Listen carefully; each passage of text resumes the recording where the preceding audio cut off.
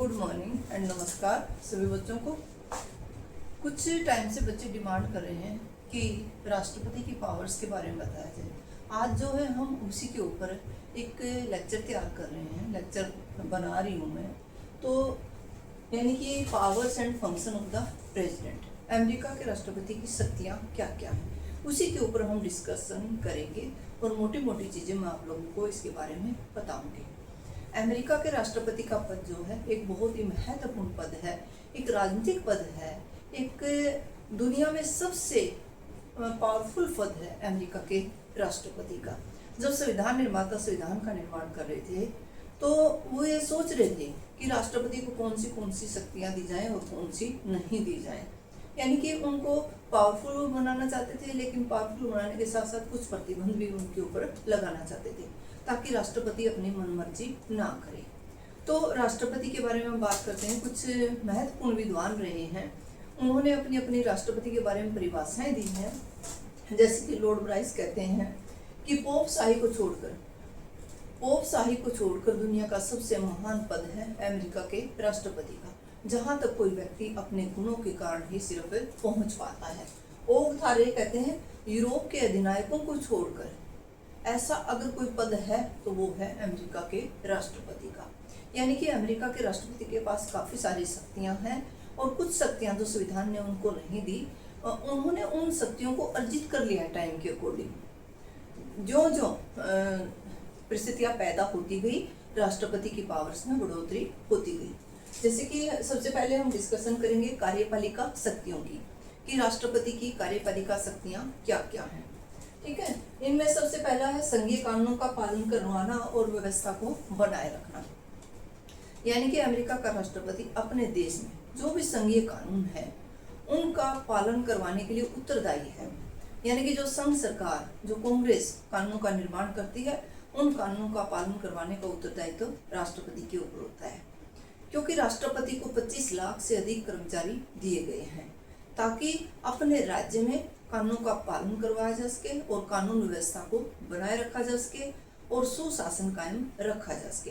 लेकिन अमेरिका का राष्ट्रपति सिर्फ और सिर्फ संघीय कानूनों के लिए उत्तरदायी है, ना कि राज्य के कानूनों को लेकर।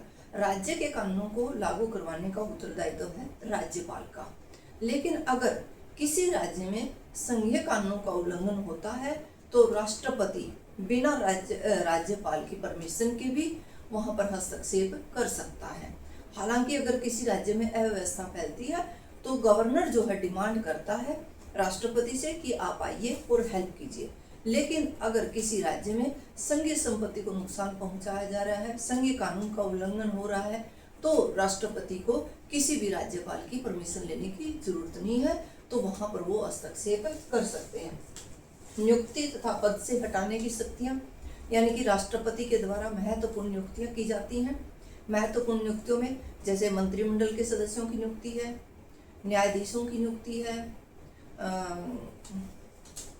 विदेशों में जो भेजे जाने वाले जो राजदूत हैं उनकी नियुक्ति है, कूटनीतिकों की नियुक्ति है, महत्वपूर्ण बोर्डों के जो अध्यक्ष हैं, सदस्य हैं, उनकी नियुक्ति राष्ट्रपति के द्वारा की जाती है। ठीक है, लेकिन अमेरिका में एक और प्रचलन है जिसको कहा जाता है सीनेटोरियल शिष्टाचार। सीनेटोरियल शिष्टाचार का मतलब है जब भी राष्ट्रपति किसी भी पदाधिकारी की नियुक्ति करता है तो सीनेट से परमिशन लेनी पड़ती है। ठीक है, सीनेट के सामने वो चीजें रखनी पड़ती हैं। अगर सीनेट जो है साधारण बहुमत से उसको परमिशन दे देती है तो ही वो नियुक्तियां अप्रूवल होती हैं। क्योंकि राष्ट्रपति जो है अपने मंत्रिमंडल का खुद निर्माण करता है, तो यहाँ पर राष्ट्रपति जो है अपनी मनमानी करनी शुरू कर देगा और अनाड़ी व्यक्तियों को भी अपने मंत्रिमंडल में रखना शुरू कर देगा। तो इसलिए वहाँ पर अप्रूवल की व्यवस्था की गई है। और राष्ट्रपति जो है तीनों सेनाओं का अध्यक्ष होता है। तीनों सेनाओं के अध्यक्षों की नियुक्ति राष्ट्रपति के द्वारा ही की जाती है। ठीक है, राष्ट्रपति जो है एक बहुत ही महत्वपूर्ण पद है और पूरे देश का प्रशासन उनके नियंत्रण में ही चलता है। अब बात है, यानी कि देखो, राष्ट्रपति जब महत्वपूर्ण अधिकारियों की नियुक्ति करता है तो सीनेट से परमिशन लेने की जरूरत पड़ती है। तो ये पूछा गया है कि क्या राष्ट्रपति को हटाने की पावर है, क्या हटाते समय भी सीनेट की परमिशन लेनी पड़ेगी या नहीं लेनी पड़ेगी। एक 1920 की बात है, राष्ट्रपति विल्सन ने एक मेयर्स नाम के पोस्ट मास्टर को हटा दिया। तो पोस्ट मास्टर जो थे सुप्रीम कोर्ट से लेके सुप्रीम कोर्ट ने ऑर्डर जारी किया कि राष्ट्रपति को हटाते समय किसी की भी अप्रूवल लेने की जरूरत नहीं है। ठीक है। अब उसके बाद विदेशी संबंधों का संचालन की हम बात करते हैं। हालांकि राष्ट्रपति जो विदेश मंत्री नहीं होता है, लेकिन फिर भी विदेश मंत्रालय उनके नियंत्रण में ही होता है। जो भी विदेश नीति बनाई जाती है, जो भी नीतियां बनाई जाती हैं, वो राष्ट्रपति के नियंत्रण में ही बनती है कि हमारे दूसरे देशों के साथ संबंध कैसे रहेंगे, कैसे हम दूसरे देशों को डील करेंगे। यानी कि राष्ट्रपति क्या करता है, दूसरे देशों में राजदूतों को भेजता है, कूटनीतिकों को भेजता है, काउंसलरों को भेजता है। उनकी नियुक्ति राष्ट्रपति के द्वारा ही की जाती है। और ये लोग जो हैं अमेरिका के दूसरे देशों के साथ संबंधों को कायम करने में बड़ी महत्वपूर्ण भूमिका निभाते हैं। अब राष्ट्रपति की सैनिक शक्तियों की अगर हम बात करें, राष्ट्रपति जो है तीनों सेनाओं का अध्यक्ष होता है। तीनों सेनाओं के अध्यक्षों की नियुक्ति राष्ट्रपति के द्वारा की जाती है। वो जब चाहे तीनों सेनाओं के अध्यक्षों को हटा भी सकता है, उसको किसी की परमिशन की जरूरत नहीं है। ठीक है। लेकिन उनकी नियुक्ति के समय अप्रूवल लेना पड़ेगा सीनेट से, लेकिन हटाते समय किसी की भी अप्रूवल की जरूरत नहीं है। राष्ट्रपति युद्ध की घोषणा कर सकता है, शांति की घोषणा कर सकता है, लेकिन अगर वो युद्ध की घोषणा करता है तो उसको सीनेट से अप्रूवल लेनी पड़ती है। लेकिन राष्ट्रपति जो है बड़ा ही चालाक होता है। वो क्या करता है, युद्ध जैसे हालात पैदा कर देता है ताकि सीनेट जो है उसकी अप्रूवल दे दे। कई बार अमेरिका के इतिहास में ऐसा हुआ है। ठीक है। और यानी कि मजबूर कर देता है सीनेट को अप्रूवल देने के लिए।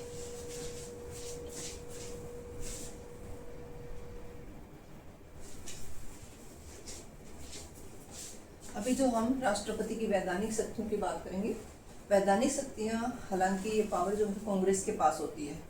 यानी कि कानून निर्माण की जो शक्ति है वो कांग्रेस के पास है। कांग्रेस ही कानूनों का निर्माण करती है। राष्ट्रपति जो है अमेरिका में क्या है, अध्यक्षात्मक शासन प्रणाली है।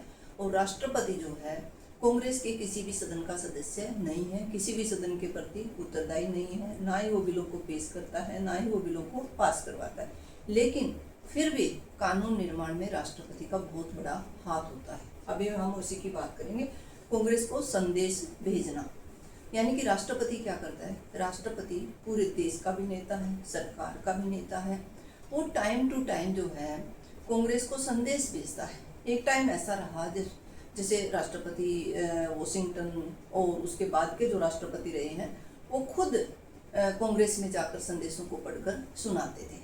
ठीक है। संदेश में क्या होता था कि कांग्रेस को किस प्रकार के कानून का निर्माण करना चाहिए, उसके अंदर इन बातों का विवरण दिया गया होता है। ठीक है। लेकिन जब हम 1945-1947 की बात करते हैं, तब के जो राष्ट्रपति रहे हैं वो क्या करते थे, दोनों ही तरीकों को अपनाते थे। कांग्रेस में जाकर कुछ राष्ट्रपति ऐसे रहे, कांग्रेस में जाकर संदेशों को पढ़ते थे, कुछ जो है संदेशों को भेजते थे। और आज के जो राष्ट्रपति हैं वो कई बार ऐसा होता है खुद कांग्रेस में जाकर संदेशों को पढ़ते भी हैं या फिर संदेशों को भेजते हैं। जब कोई भी संदेश उनके द्वारा पढ़ा जाता है या भेजा जाता है तो उसका प्रचार प्रसार मीडिया के ऊपर किया जाता है। और मीडिया जो है कांग्रेस के ऊपर दबाव बनाती है कि कानून जो है उसके ऊपर बनना चाहिए।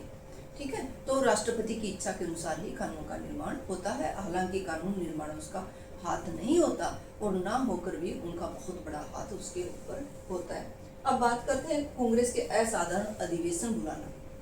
पहले क्या था, कांग्रेस के अधिवेशन टाइम टू टाइम नहीं होते थे, तो इस वजह से जो अमेरिका के राष्ट्रपति थे टाइम टू टाइम कांग्रेस के असाधारण अधिवेशनों को बुलाते थे। जैसे फर्स्ट वर्ल्ड वॉर के टाइम, सेकेंड वर्ल्ड वॉर के टाइम अधिवेशन बुलाए गए। लेकिन अब ऐसा नहीं है। अब जो है अमेरिका के राष्ट्रपति को असाधारण अधिवेशन बुलाने की जरूरत नहीं है, क्योंकि जब अमेरिका का राष्ट्रपति शपथ लेता है उस समय भी कांग्रेस का अधिवेशन चल रहा होता है और टाइम टू टाइम जो है अधिवेशन अब चलते रहते हैं। अब बात करते हैं हम निषेधाधिकार की, यानी कि वीटो पावर की। अमेरिका के राष्ट्रपति के पास दो तरह की वीटो पावर है, एक है विलंबकारी वीटो और दूसरी है पूर्ण वीटो। विलंबकारी वीटो का मतलब है यानी कि कांग्रेस ने कोई कानून पारित कर दिया, कोई बिल पारित कर दिया और बिल जो है दोनों सदनों से पारित होकर राष्ट्रपति के पास जाता है। राष्ट्रपति उसके ऊपर हस्ताक्षर करने के लिए मना कर देते हैं और फिर जो है वो बिल वापस आता है। अगर वापस कांग्रेस के द्वारा 2/3 बहुमत से उस बिल को पारित कर दिया जाता है तो उसको दोबारा राष्ट्रपति के पास भेजने की जरूरत नहीं होती और वो बिल पारित हो जाता है। इसको कहते हैं विलंबकारी वीटो, यानी कि कुछ विलंब पैदा कर दिया कानून को बनने में। ठीक है, कानून को बनने में थोड़ा सा विलंब पैदा कर दिया। अब है पूर्ण वीटो। पूर्ण वीटो भी अमेरिका के राष्ट्रपति के पास ये पावर है। इसका मतलब होता है कि कांग्रेस का अधिवेशन चल रहा है और कांग्रेस के अधिवेशन को खत्म होने में 10 दिन रहते हैं, उस समय कोई विधेयक अमेरिका के राष्ट्रपति के पास जाता है तो अमेरिका का राष्ट्रपति ऐसे विधेयक को, जिससे वो सेटिस्फाइड नहीं है, अपने टेबल के ऊपर रख सकता है और उसके बाद 10 दिन के बाद अगर कांग्रेस का अधिवेशन खत्म हो जाता है तो वो बिल जो है हमेशा हमेशा के लिए राष्ट्रपति की टेबल पर ही रह जाता है। क्योंकि जब पीछे के एग्जाम्पल हम देखते हैं तो अमेरिका में 6000 बिल ऐसे आए जो अमेरिका के राष्ट्रपतियों ने अपने टेबल पर रख लिए। उनमें से सिर्फ 36 बिल ही ऐसे हैं जिनको दोबारा लाया गया और दोबारा कांग्रेस के द्वारा पारित किया गया। ठीक है, फिर है प्रदेत्व व्यवस्थापन। प्रदेत्व व्यवस्थापन क्या होती है, यानी कि कांग्रेस ने कोई कानून पारित कर दिया, कांग्रेस के पास ज्यादा समय नहीं होता तो कांग्रेस क्या करती है, कानून का मोटा मोटा ढांचा पारित कर देती है। तो जो कार्यपालिका है, कार्यपालिका यानी कि राष्ट्रपति और उसके मंत्री जो हैं या उसका जो विभाग है वो जो है उस कानून में रिक्त स्थानों की पूर्ति करते हैं। ठीक है, यानी कि मेनली पावर किसके पास है, राष्ट्रपति के पास है। हालांकि टाइम टू टाइम राष्ट्रपति जो है ऑर्डर भी जारी करता है, वो ऑर्डर भी कानूनों की तरह ही मान्य होते हैं और मानने पड़ते हैं। कांग्रेस के कार्यों को प्रभावित करने के अन्य साधन भी अमेरिका के राष्ट्रपति के पास। हालांकि अगर जिस पार्टी से अमेरिका का राष्ट्रपति संबंध रखता है, अगर उसी पार्टी का बहुमत कांग्रेस में भी है तो उसको कभी कोई दिक्कत नहीं आती। अगर उसमें बहुमत नहीं है तो फिर भी वो अलग अलग तरीकों से कांग्रेस के सदस्यों को प्रभावित कर सकता है। देखो वहां पर क्या होता है कि हर 2 साल के बाद प्रतिनिधि सदन का इलेक्शन होता है। प्रतिनिधि सदन के सदस्य जब इलेक्शन में उतरते हैं तो वो मतदाताओं के सामने, अपने चहेतों के सामने कुछ कमिटमेंट करके आए होते हैं। ठीक है, और वो कमिटमेंट जो उन्होंने की है उसको पूर्ण कौन करेगा, अमेरिका का राष्ट्रपति। इसलिए वो क्या करते हैं, अमेरिका का राष्ट्रपति जैसे चाहता है वैसे कानून को निर्माण में सहयोग देते हैं, वो अपनी मनमानी यहाँ पर नहीं करते हैं। ठीक है, अब है न्यायिक कार्य। न्यायिक कार्य की जब हम बात करते हैं, अमेरिका का जो राष्ट्रपति है वो जो सर्वोच्च न्यायालय के जो न्यायाधीश हैं उनकी नियुक्ति उसके द्वारा की जाती है, लेकिन हटाने की पावर जो है अमेरिका के राष्ट्रपति के पास नहीं है। उनको जो है कांग्रेस के द्वारा महाभियोग के माध्यम से ही हटाया जा सकता है। इसके अलावा अमेरिका के राष्ट्रपति को समाधान की पावर है। मान लो किसी व्यक्ति ने संघीय कानून का उल्लंघन किया है तो उस केस में राष्ट्रपति के पास पावर होती है, यानी कि उस व्यक्ति के दंड को, मान लो मृत्यु दंड मिला है तो उसको आजीवन कारावास में बदल सकता है, या फिर आजीवन कारावास मिला हुआ है तो उसके दंड को कम कर सकता है, उसको क्षमा कर सकता है। चाहे उसका केस जो है न्यायालय में चल रहा है, मान लो उस व्यक्ति का केस जो है न्यायालय में चल रहा है तो भी राष्ट्रपति के पास पावर होती है कि वो उस व्यक्ति को क्षमा कर सकता है। ठीक है, अब वित्त संबंधी कार्य। हालांकि देखो अमेरिका का राष्ट्रपति जो है बजट का निर्माण नहीं करता है, ना ही बजट को पेश करता है, लेकिन फिर भी बजट के निर्माण में उनका बहुत बड़ा हाथ होता है। बजट निदेशक जो है अमेरिका के राष्ट्रपति के नियंत्रण में ही बजट को तैयार करता है।